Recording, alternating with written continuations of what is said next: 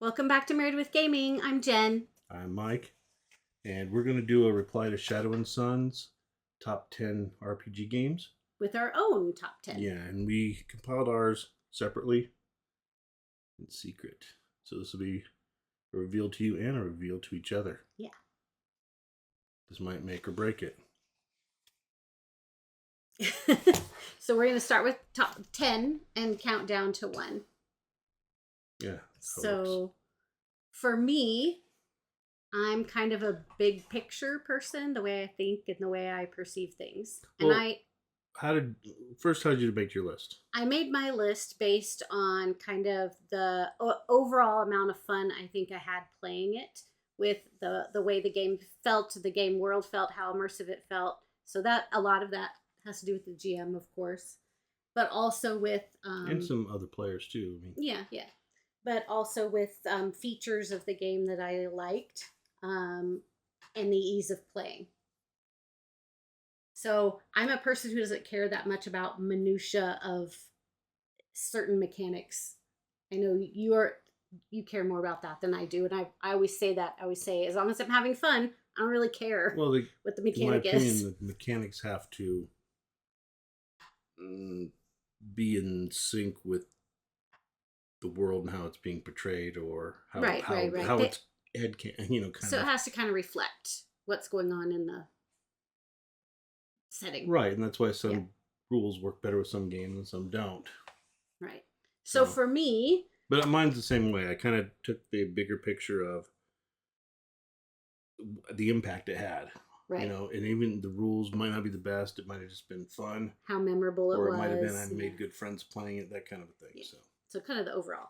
So for me, my number 10 was Call of Cthulhu. I really liked the feel of it, the pulpy kind of feel to it.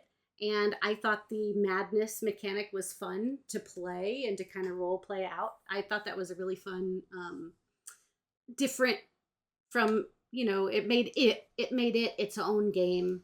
Yeah, I avoided Call of Cthulhu for the longest time because some of the pitch to me was you uncover unspeakable horrors, go crazy, and die. And I'm like, well,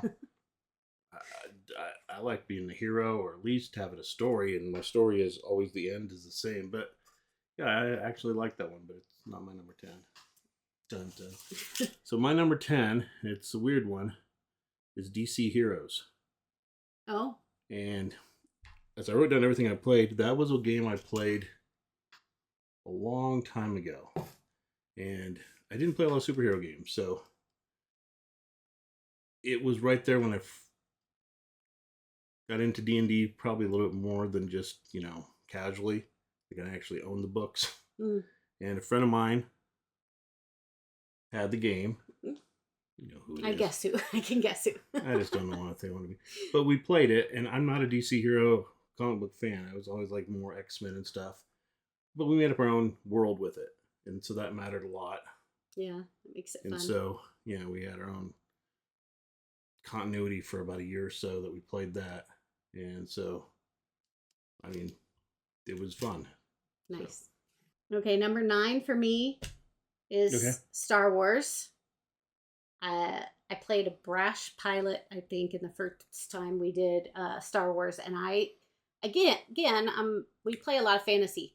So it was a different feel. To clarify, yours is the D6 Western Games. Yes, the D6 Star Wars. Yes. And it was really fun. It was, I guess it was just game. Different from what I had been playing at the time, and so I remember having just a blast playing that game with a blaster. Mm-hmm. A blast with a blaster. And and it didn't hurt playing with some people who knew a lot about Star Wars. Very lot of the lore. Yeah. I knew a lot about Star Wars, but yeah, I just watched the movies. Yeah. Okay, so my number 9 is Call of Cthulhu. Oh. And because when I played it, I didn't go crazy and die. No, we didn't. Got a little bit of madness, but didn't fall to it. And I think it was because I was thinking I'm playing a real person, and this stuff is crazy, and I'm not going in there. And, okay, my note. Yeah, so. Well, I think some of our madness in that was looking at pictures and stuff that were terrifying. So some of it we couldn't I think that help. one adventure was a lot of Yeah. I think it's one of the classic ones. So Yeah. and then we did start playing the Orient Express, but that sadly Mhm. petered out. So hope Mhm. that'd be fun It would to be fun to actually finish revisit. that. Yeah. All right, my number 8 is Cyberpunk. Both the actual Cyberpunk game and sort of the modified homebrew Cyberpunk I thought were really fun with the hardware component. Hmm. I really liked that and I had fun, and it was an opportunity for me to play different type characters that I don't normally play. So that's why I enjoyed the Cyberpunk with the high tech stuff. I'm more of a fantasy person than a sci-fi person, so it was fun to kind of really get into that sci-fi aspect with Cyberpunk. Yeah, and the time we played it was what, early '90s, so Mm-hmm. not of the like a lot of the movies that came later affected it, but it was yeah. That's a good one. Um, Fun note: the original box set Cyberpunk that I have, I loaned a friend of mine. You can guess money to buy cigarettes. Oh my And gosh. that was what I held on to till he paid me back, and I still have that. So you can guess, So he never paid you back for no, but I think it was a trick because then he got me to run it for him. So I feel duped in a way. You know who you are. So yeah, so the box set and then the 2020. Never played the newer one that came No, out a few no, years it ago. was the older one. So you're number 8? And I liked it better than Shadowrun. Hmm. Cyberpunk, better system, and I have we actually had a method to use it cards, like playing cards. Can't remember the system now, but just a quick card thing Mm-hmm. to do net running or hacking, so you didn't hold it up for a separate game because that took the separate game to run the hacking thing. So we just did a thing almost like with the turns, and then you'd use your programs, your demons, and we call it something like that. Yeah, I can't remember the system now. Maybe I'll remember it someday. But You did look through it again. yeah. You're number 8. Oh, Savage Worlds. And that would cover everything from the steampunk homebrewish thing I made to the superhero game to the Necessary Evil campaign that we played a little bit of. Mm-hmm. I found it's a good flow action kind of game. Mm-hmm. Kind of easily adaptable. Don't know how to play long, like once you get massive XP, because then all your dice codes go up. But Yeah, for what we played, it was good. it was fun. All right, my number 7 is OSE.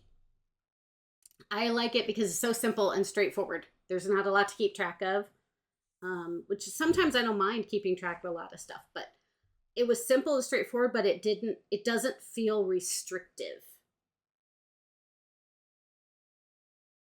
Yeah. So I mean, that was BECME, BX, D&D yeah, is what I started with, and then it went into AD&D at the end. Yeah. So OSC is just a cleaned up version, and I think it plays well. Yeah, some of those stripped down versions feel restrictive, and I don't feel like it. It feels that way to me. Well, it it's feels not rules, very open. It technically isn't rules light, but Yeah. 2 rules light, you get into the DM has to make it all up. Yeah, so I like the way it flows. I like the ease of playing it. I like that it feels very open and doesn't feel restrictive at all. Yeah. Mine would be, this is my 7, right? Mm-hmm. Yep.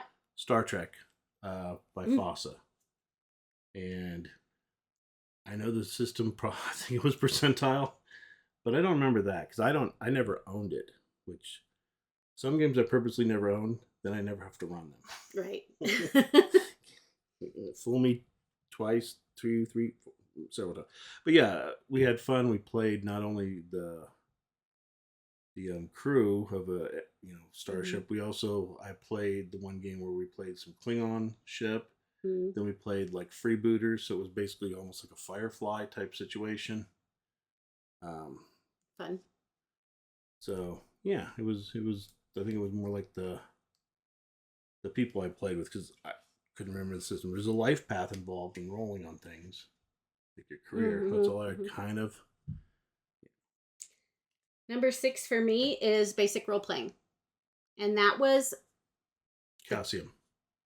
my first introduction to role play, and that's actually the game we met Yeah. playing. So, as someone who'd never played, I was a senior in high school, I think. I think that's right. And we played that game, and all of it was very new to me, but I remember just having so much fun playing that game, and there were a lot of puzzles to solve, and our game master was really good, and it was just a lot of fun. I have very, very, very fond memories of that game, and it had to be good because it was the first role playing I had done, and I loved it. So Yeah, I like it because before that, either I ran games and it was, I got to play. That's what I liked about it. I got to play. Yeah. And that was also the one where my character was given it wasn't given. I found the spell book and had to decipher it. And literally it was actually translating phonetic Greek. Mm-hmm. And then, so. That was also, it wasn't that set of characters, but that was a game where we did sort of like a werewolf or a mafia type game, and we were randomly assigned who was the bad guy, and it was me. And I was like, it was so crazy. I'd never played the bad guy before. So that was the one shot, yeah. Just a one shot. And it was we really used fun. That same system setting that you had made up. Yeah. And it technically was a game of werewolf in a weird way. Yeah. But it was vampire. It was vampire. Instead. I was a vampire, yeah. I was actually the werewolf. It was fun. But I was just infected and hadn't turned, so I had forgot about that. So my number 6, Shadow of the Demon Lord. I like it. It basically is short version. It's D20 game, but it is more. It's like if you took a D20 game simplified with Warhammer, because you level up in careers, but it uses a D20 for resolution. Right. And then for all the other dice are just 6s. Yeah. And I like it for... Never had to ask, what do you roll? Yeah. It's simple and had a lot of complex with the building of it. And it was built for 10 levels. And if you played it as is, you level average about 1 per adventure.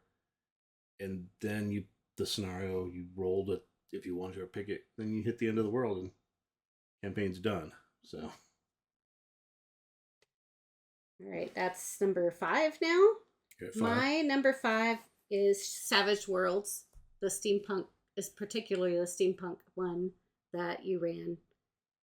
That was just a ton of fun, and I just have really great memories of it. I don't remember very much of the particulars of the mechanics at all, but I remember a lot of the story and how much fun it was to play out, and there was a time component. Well, as a whatever you want to call it, a honorable mention nod, a lot of that steampunk I borrowed from Castle Falkenstein. As a kind of a background, which is also a fun game.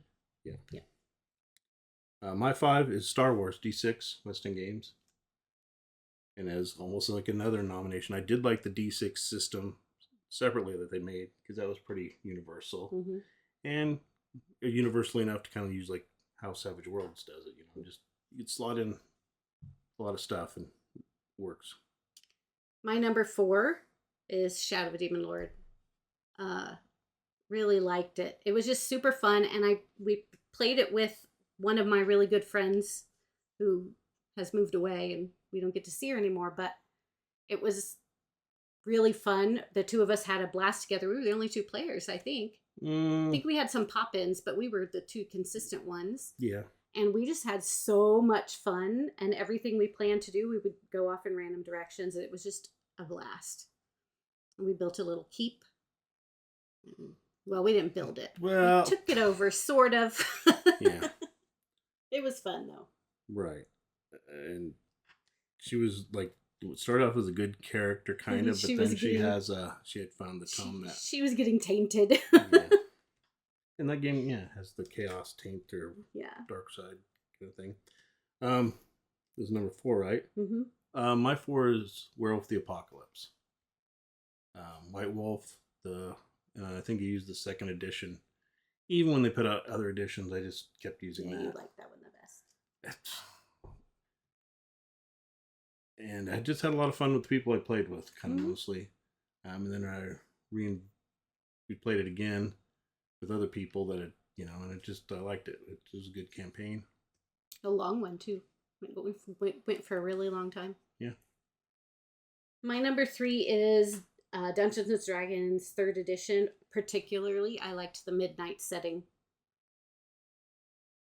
It was just such a Which is kind of dark, cool dark setting. because it Yeah, ends kind of, it's it was very dark. the Dark Lord took over the world and Yeah. you fight against, And the person running it at the time did a great job of conveying that feel, I felt like, to the game. So I remember that it was really, really, yeah, because it was pretty desperate and hopeless. yeah, it was very desperate and hopeless. And the whole time you were just thinking, every game session, I thought my character was done for. So I really enjoyed that, I guess, the tension of that game. So this is my third, Hmm. and it's a weird one because I was just thinking about the people I played with, people I've met, and playing with it is fifth edition. Like when it first came out, I thought, oh, it's gonna simple. It reminded me of just flat bonuses, and I'm just talking the main book, not Tasha's confusion of everything and all the other books. I think that muddied the waters. And I think the system could be cleaned up a bit, but it's easy to teach. It's easy to learn, and I think I embraced it because it was whatever we played. Actually, that's my number 2, is fifth edition. Yeah, I know it's the cool thing to hate on it, but I really enjoy fifth edition. It's familiar, it's easy to learn, it's easy to play, it flows pretty well, and I feel like the mechanics for combat and stuff are so familiar that it goes pretty quickly. Unless you always have the one player that takes forever, even though they know what's on their character sheet. They take forever to figure out their turn, but yeah, we played with some great people over the years with that, and just really enjoyable and fun to run. That's the only thing I've run is like fifth edition, and I really thought it was fun to get into the GMing part of that. And I think that the tools because I ran a module campaign, and I think the tools they gave you were really conducive to helping a new GM figure it out. Well, the tools you downloaded them off of the site. They're somebody else's developed. So Well, the campaign those were extras, but okay. reading the book, it was really well planned. So my number 2, Mhm. right? Mhm. I'd have to say technically it's AD&D, and then with a nod to the BECME BX BX. game that kind of, it introduced me to it. But then when I started, getting into that, it was more the AD&D. Then I include, both editions because, for my thing, people jumped on second edition. That's who I was playing with, so I kind of moved in that. But I didn't have the funds or did want to spend the money on buying the new monster book, so we just used that because So all the contingent people say, oh, they removed demons. I was like, didn't take them out of my books. I still use the first edition books. Yeah, That's you can what still I have. use it, whatever you have. Yeah. So before we go to number 1, are there any honorable mentions? I think Castle Falkenstein for me is an honorable mention because I really enjoyed the journal was your character sheet, and that was really fun. Got a little overwhelming at times, but I thought that was fun. Let me see my list. So that would be an honorable mention for me. I guess Vampire, the Masquerade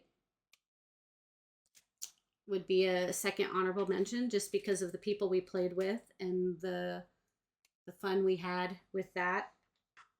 And maybe GURPS Wildcards. Yeah, I have to say I'm not a super fan of the GURPS system, but I like all the GURPS source books. Those are the ones I've really held on to. For me, honorable mentions, I would almost say like one thing was the Pathfinder starter box set. Mm-hmm. Oh yeah, that's Um, good too. we played that, and we played it with new people that Yep. hadn't gamed a lot, and it was a little bit simpler than the Pathfinder Codex book, the big Right. huge thing. And it came with a bunch of adventures, really just I think 4 classes, the basic 4 and go. Yeah. So it's almost like I wish they would have kept with that idea. Um, Another one is Castles and Crusades. Yeah, that's good too. I like it, but it's kind of hard getting people to play it sometimes, because it's you just basically like it's D20 3E mechanic, but uses a lot of AD&D stuff and has good class protection, so people don't go, take the.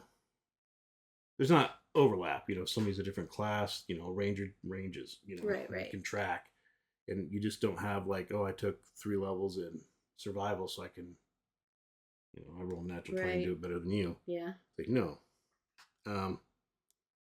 Falkenstein was another one. And one I'm really kind of liking and I'd like to try it is Dragon Slayer. But it's kind of in the same. That looks fun.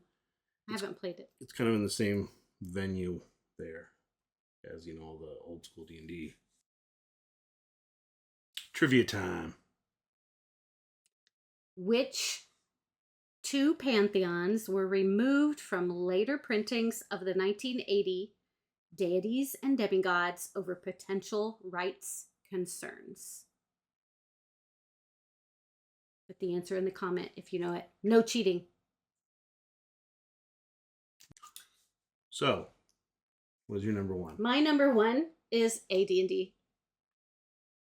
Advanced. Yes, advanced. I played D&D and it was advanced.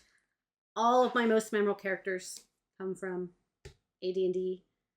That was what we played primarily when we were dating. So there's a lot of really great memories from that time. And it was still very new. Role-playing was still very new to me. I remember having a horrible time with THAC0 at first. But I really had so much fun. And those are still, I have remade those AD&D characters time and time and time again for all the other settings because I just love them so much. They were so much fun. So, and they're still, around, among our friend group that we used to game with, we still talk about those characters sometimes. So AD&D is my number 1. So, the game I mentioned, and no guesses from you, but can you guess in your head what I'd pick? Vampire? I said guess, not mention, not say it. Yeah. Oh, I was guessing. So yeah, Vampire. And I just threw it all together. Vampire the Masquerade, and I did enjoy Vampire the Requiem, but with that I just kind of made my own thing and didn't really use all the extra books. Even like the LARP was fun.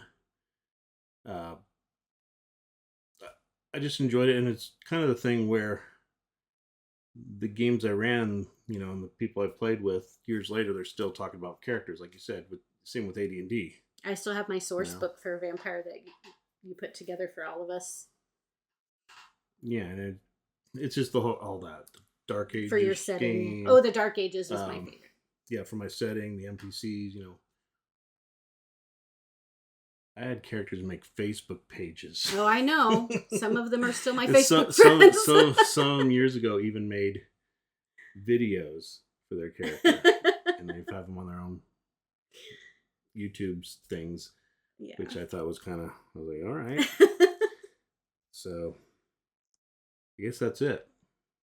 Yep, those are our top 10 RPGs. That means that's not all the ones I enjoyed. I was like, that's the most impactful. I mean, I have.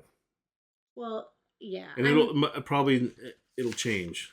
Yeah, it could change at any time. And I mean, truthfully, it was hard to come up with that list because I enjoy role playing in general. So yeah. And like I said earlier, for me, it's not so much about the system; it's about the story and the people that you play with. So, which is what gaming should be, in my opinion. But yeah, and I'm always looking for the next thing, mm-hmm. the next high kind of thing. We've got one now. I'm excited to play. So yeah. And so yeah, that's probably why myself and a lot of people just buy the another game because, you know. Well, we mix and match them a lot too. So, All right. So if you made it this far, thanks for watching and listening to us ramble. and you should make your own top 10 list and post it and reply to Shadow or whoever else you got the idea from because We saw several people. it's been circulating. Yeah. All right. So until next time, keep gaming. Later.